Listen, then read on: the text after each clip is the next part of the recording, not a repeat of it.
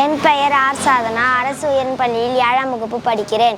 நான் கண்ணென்ன போற்றும் கமித்தமிழே, நான் உயிரென்ன போற்றும் உயிர் தமிழே, முத்தான வார்த்தையினால் என்னை முழுகடிக்கும் முத்தமிழே, என் தாய் போற்றி வளர்த்த தாய்மொழியாகிய தமிழ்மொழியை வணங்கி அவ்வையோர் அனைவருக்கும் என் அன்பு வணக்கத்தை தெரிவித்துக் கொள்கிறேன். விருதுநகரில் வீரன், படிக்காத மேதை, பகுத்தறிவு பகல்வன், எளிமையின் தலைவன், மதிய உணவளித்த மாகான், கரப்படியாய் கரங்களுக்கு சொந்தக்காரன் காமராசரை பற்றி இங்கு பேச வந்துள்ளேன். காமராசர் அவர்கள் 1903ஆம் ஆண்டு ஜூலை மாதம் 15ஆம் தேதி விருதுநகரில் பிறந்தார். இவருடைய பெற்றோர் குமாரசாமி, தாயார் சிவகாமி அம்மையார் ஆவார். இவருடைய இயற்பெயர் காமாட்சி என்பதனாகும். இவருடைய தாயார் இவரை மிகுந்த நேசத்துடன் ராஜா என்று அழைப்பார். இதுவே பின்னர் காமராஜர் என்று மாறியது. காமராஜர் தனது ஆரம்ப கல்வியை தனது ஊரிலே தொடங்கினார்.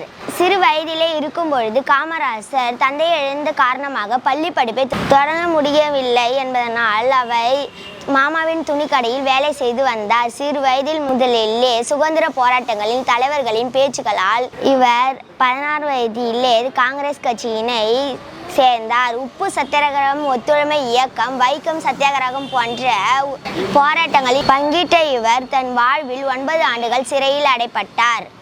சுதந்திரத்துக்கு பின் 1953ஆம் ஆண்டு இவர் முதலில் முதலமைச்சராக பதவியேற்றார்.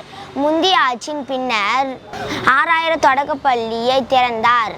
6000 ஆலைகளை கட்டுவதை விட ஒரு பாடசாலை கட்டுவது சாலையின் சிறந்தது.